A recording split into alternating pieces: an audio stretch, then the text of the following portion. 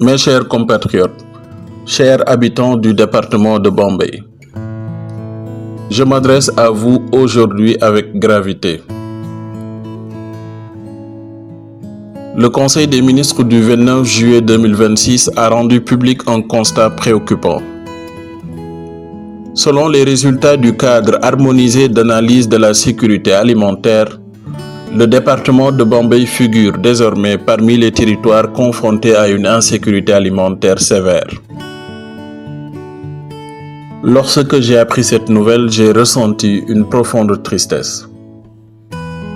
Parce qu'il est difficile d'accepter qu'un département comme le nôtre soit aujourd'hui cité parmi les territoires les plus vulnérables du pays.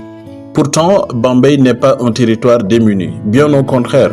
Notre département compte aujourd'hui 411 787 habitants répartis dans 12 communes. Et les projections indiquent que nous serons plus de 500 000 habitants en 2032. Bambey accueille l'université Aline Diop, l'ISFAR, Institut supérieur de formation des cadres de l'agriculture et du développement rural, ainsi que l'ISRA, principal institut national de recherche agricole.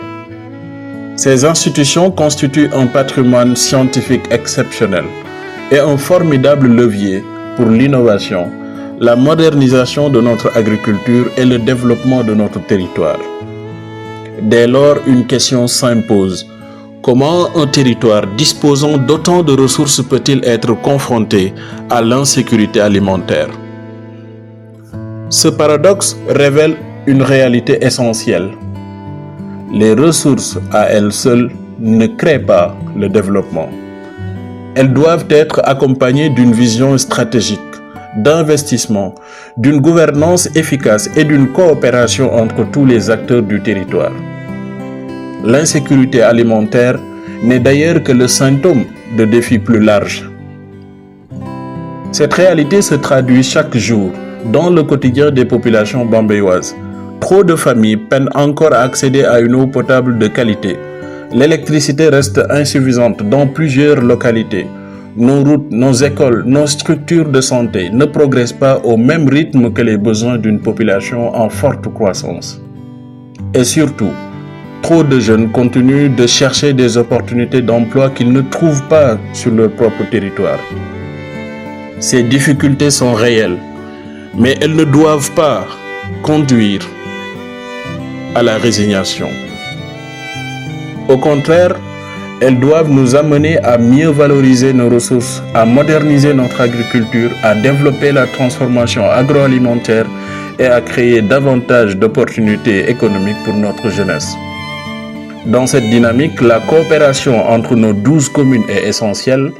L'intercommunalité doit devenir un véritable outil de développement permettant de mutualiser les moyens, de coordonner les investissements et de porter des projets structurants à l'échelle départementale. Comme vous le savez, le développement local est une responsabilité partagée. L'État fixe les grandes orientations. Les collectivités territoriales ont la responsabilité de porter une vision, de mobiliser les ressources et de conduire des projets structurants. Les universités, les centres de recherche, le secteur privé, les partenaires techniques et financiers, ainsi que la diaspora, sont des acteurs essentiels de cette dynamique. Mais aucune initiative ne peut réussir sans une gouvernance exemplaire.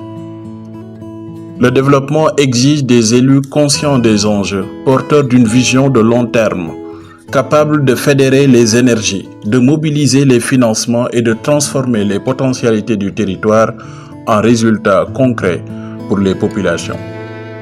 Mes chers Bambéois, notre département possède les ressources qu'il faut, les compétences, les institutions nécessaires pour relever ces défis. Le constat dressé aujourd'hui ne doit pas être considéré comme une fatalité, mais comme un appel à agir ensemble avec responsabilité, méthode et ambition. Je vous remercie.